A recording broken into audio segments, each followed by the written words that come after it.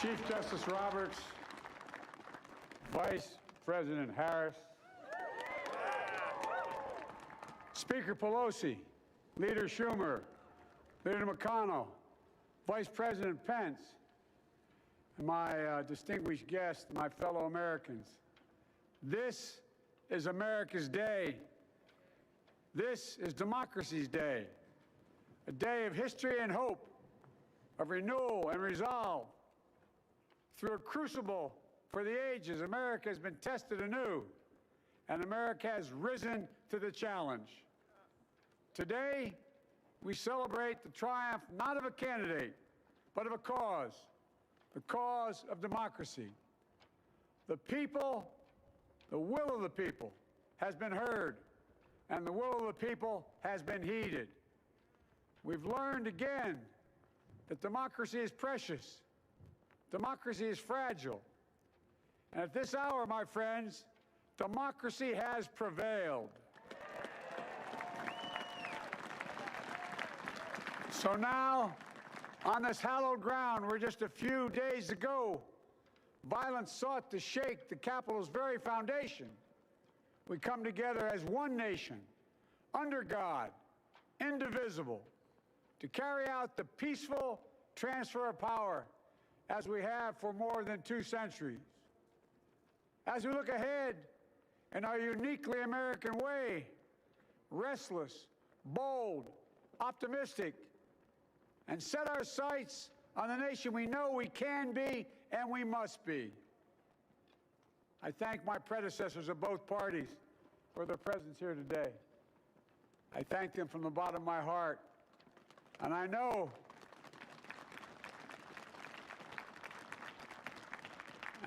the resilience of our Constitution and the strength of our nation, as does President Carter, who I spoke with last night, who cannot be with us today, but whom we salute for his lifetime in service.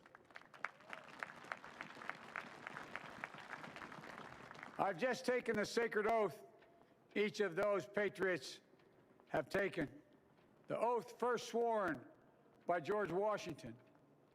But the American story depends not on any one of us, not on some of us, but on all of us, on we, the people, who seek a more perfect union.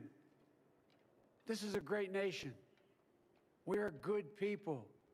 And over the centuries, through storm and strife, in peace and in war, we've come so far. But we still have far to go. We'll press forward with speed and urgency, for we have much to do in this winter of peril and significant possibilities. Much to repair, much to restore, much to heal, much to build, and much to gain.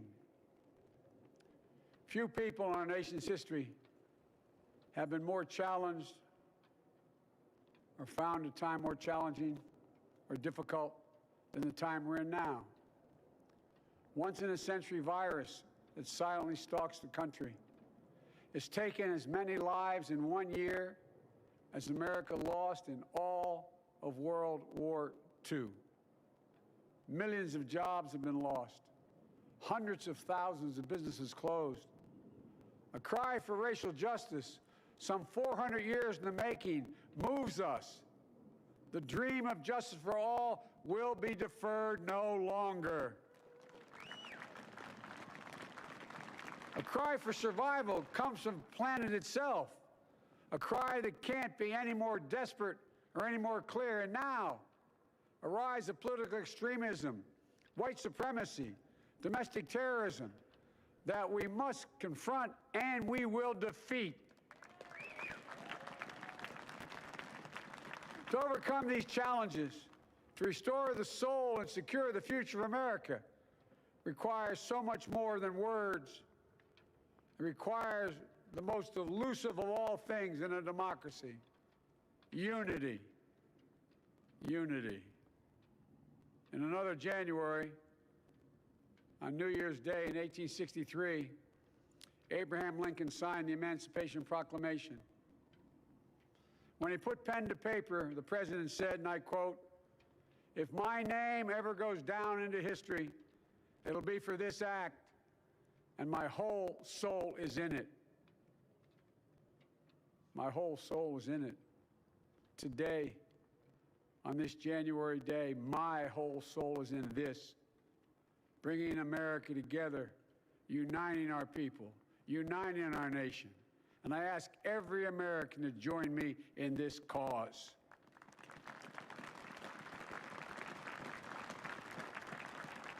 Uniting to fight the foes we face: anger, resentment and hatred, extremism, lawlessness, violence, disease, joblessness, and hopelessness. With unity, we can do great things, important things. We can right wrongs. We can put people to work in good jobs. We can teach our children in safe schools. We can overcome the deadly virus. We can reward work and rebuild the middle class and make health care secure for all. We can deliver racial justice, and we can make America once again the leading force for good in the world. I know speaking of unity can sound to some like a foolish fantasy these days. I know the forces that divide us are deep and they are real.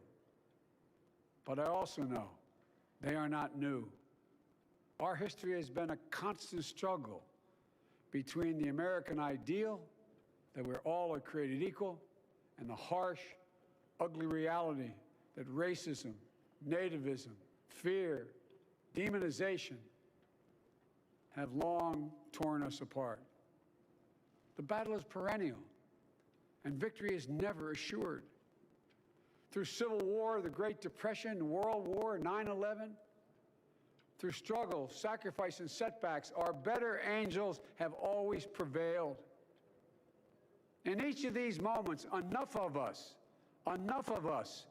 have come together to carry all of us forward.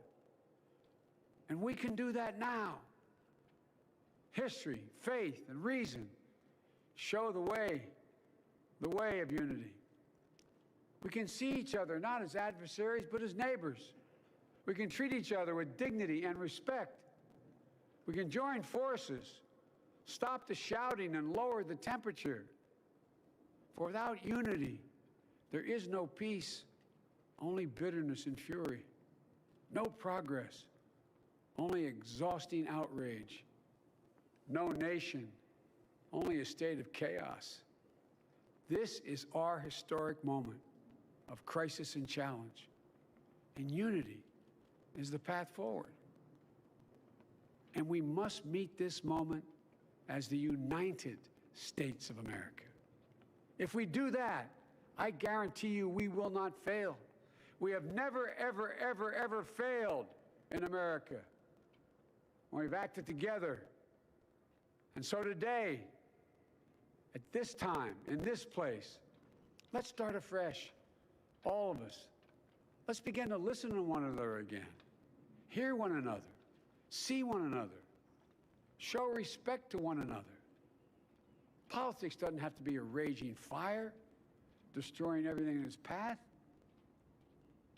Every disagreement doesn't have to be a cause for total war.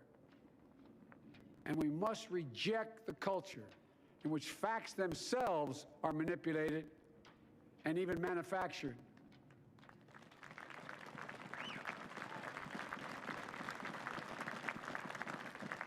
My fellow Americans, we have to be different than this. America has to be better than this. And I believe America is so much better than this. Just look around. Here we stand in the shadow of the Capitol Dome, as was mentioned earlier, completed amid the Civil War, when the Union itself was literally hanging in the balance. Yet we endured. We prevailed. Here we stand, looking out on the great mall where Dr. King spoke of his dream. Here we stand where 108 years ago, at another inaugural, thousands of protesters tried to block brave women marching for the right to vote. And today, we mark the swearing in of the first woman in American history elected to national office, Vice President Kamala Harris. Don't tell me things can't change. Here we stand across the Potomac from Arlington Cemetery, where heroes who gave the last full measure of devotion rest in eternal peace. And here we stand, just days after a riotous mob thought they could use violence to silence the will of the people, to stop the work of our democracy, to drive us from this sacred ground. It did not happen. It will never happen. Not today, not tomorrow, not ever. Not ever.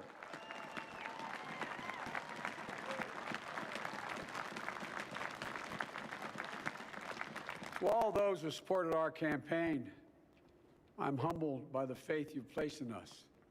To all those who did not support us, let me say this. Hear me out as we move forward. Take a measure of me and my heart. And if you still disagree, so be it. That's democracy. That's America.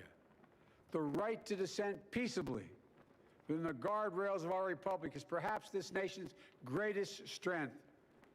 Yet hear me clearly. Disagreement must not lead to disunion. And I pledge this to you. I will be a president for all Americans. All Americans. And I promise you, I will fight as hard for those who did not support me as for those who did.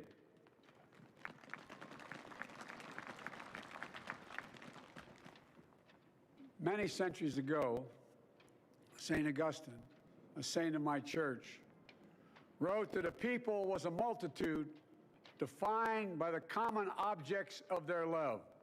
Defined by the common objects of their love. What are the common objects we as Americans love that define us as Americans? I think we know. Opportunity, security, liberty, dignity, respect, honor, and yes, the truth. Recent weeks and months have taught us a painful lesson. There is truth and there are lies. Lies told for power and for profit. And each of us has a duty and a responsibility as citizens, as Americans, and especially as leaders. Leaders who have pledged to honor our Constitution and protect our nation, to defend the truth and defeat the lies. Look, I understand that many of my fellow Americans view the future with fear and trepidation. I understand they worry about their jobs. I understand, like my dad, they lay at bed at night, staring at the ceiling, wondering, can I keep my health care? Can I pay my mortgage? Thinking about their families, about what comes next. I promise you, I get it.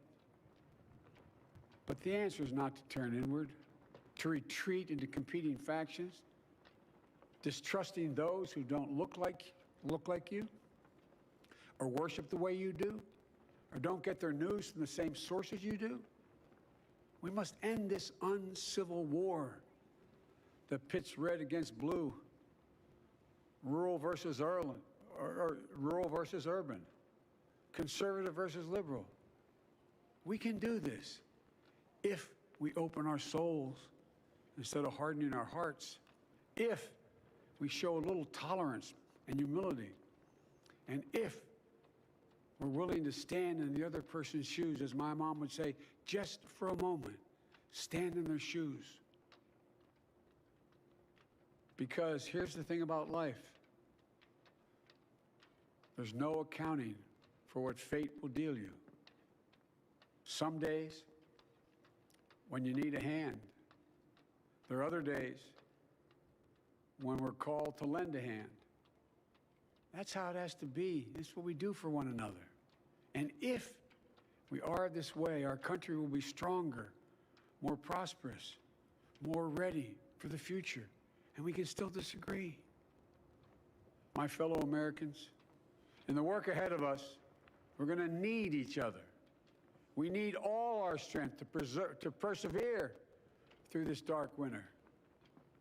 We're entering what may be the toughest and deadliest period of the virus.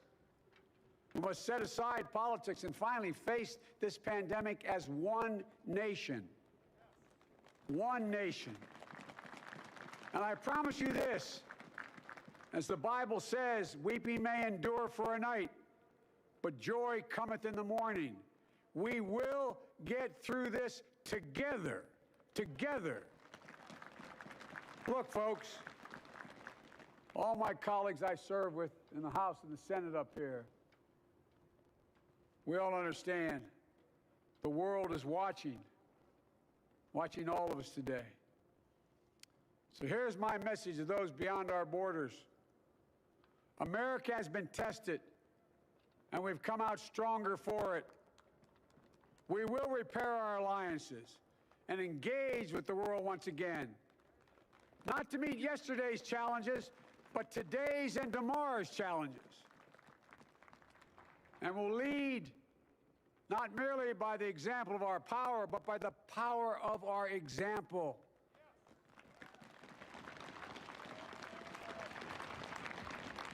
We'll be a strong and trusted partner for peace, progress, and security.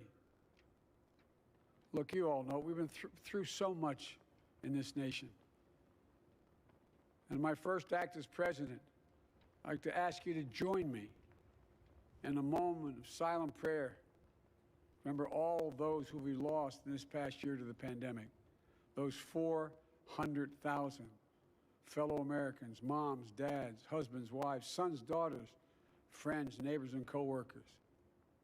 We'll honor them by becoming the people and the nation we know we can and should be.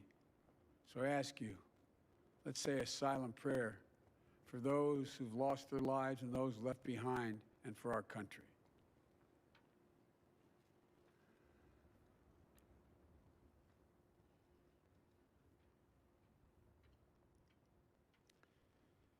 Amen. Folks, this is a time of testing. We face an attack on our democracy and on truth, a raging virus, growing inequity, the sting of systemic racism, a climate in crisis, America's role in the world.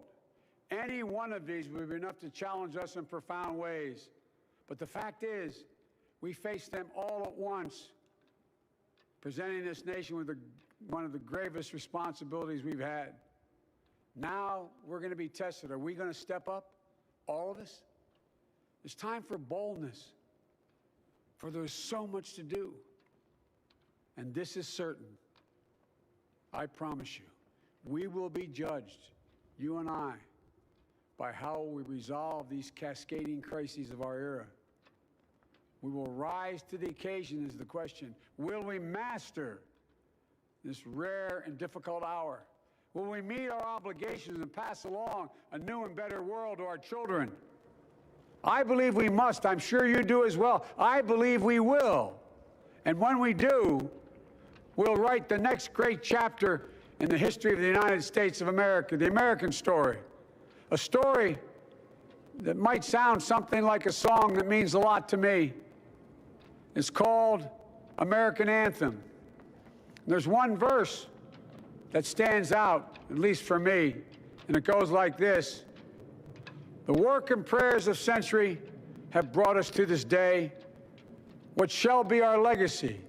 What will our children say? Let me know in my heart when my days are through, America, America, I gave my best to you. Let's us add our own work and prayers to the unfolding story of our great nation. If we do this, then when our days are through, our children and our children's children will say of us, they gave their best, they did their duty, they healed a broken land. My fellow Americans, I close the day where I began, with the sacred oath. Before God and all of you, I give you my word. I will always level with you. I will defend the Constitution. I'll defend our democracy. I'll defend America.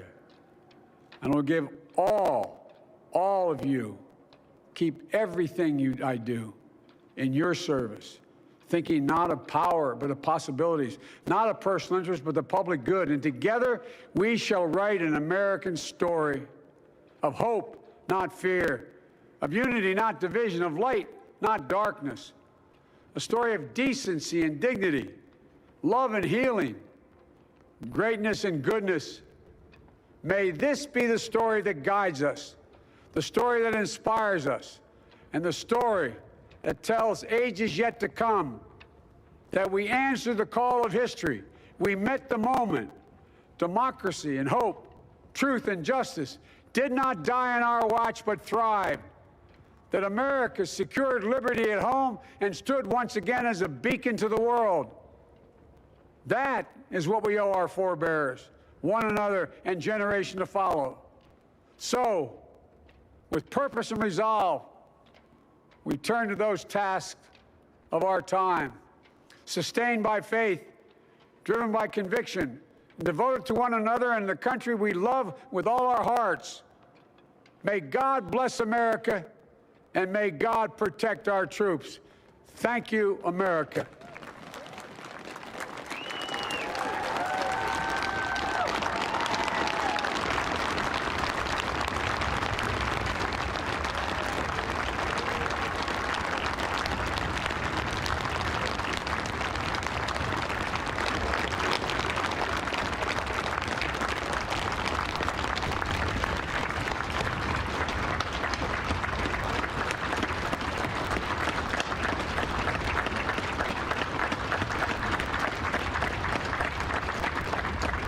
Ladies and gentlemen, please be seated.